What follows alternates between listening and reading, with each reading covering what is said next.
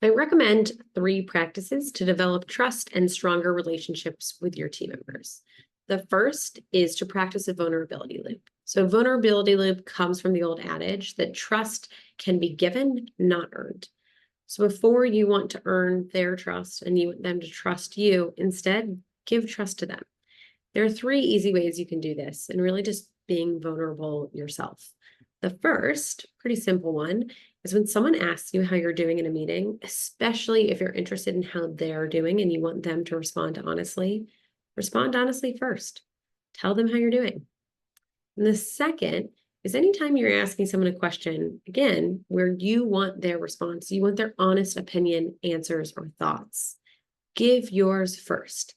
And this could be as simple as sharing what you're focused on for the week before you ask your team member what they're focused on for the week. Or if you're discussing a new project, a new plan, a change that's occurring in the organization, perhaps share some open questions you have about the change or the plan before you ask them to share their thoughts or concerns. I'm excited about this change. I am curious about these 3 things. What are you thinking about in regards to this? So show vulnerability, give trust before you ask to receive it. The next thing you can practice is active listening. And active listening is really exactly as it sounds, the act of intentionally focusing on the information you're receiving from someone to understand it before responding. 2 ways to practice this. One is a bit more involved.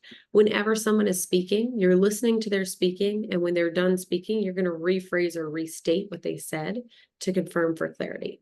If I heard you correctly, you said this. Is that correct? The next way you can practice active listening is just to make an intentional commitment to pause before responding after someone speaks. So when someone's done speaking, say, "Thank you for sharing." Pause.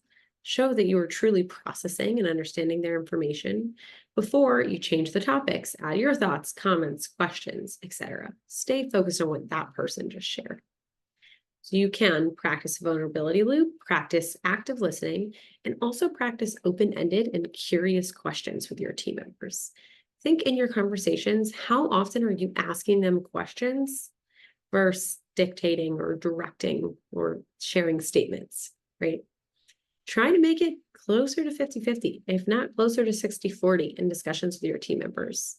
Maybe have some pre-written, open-ended, curious questions.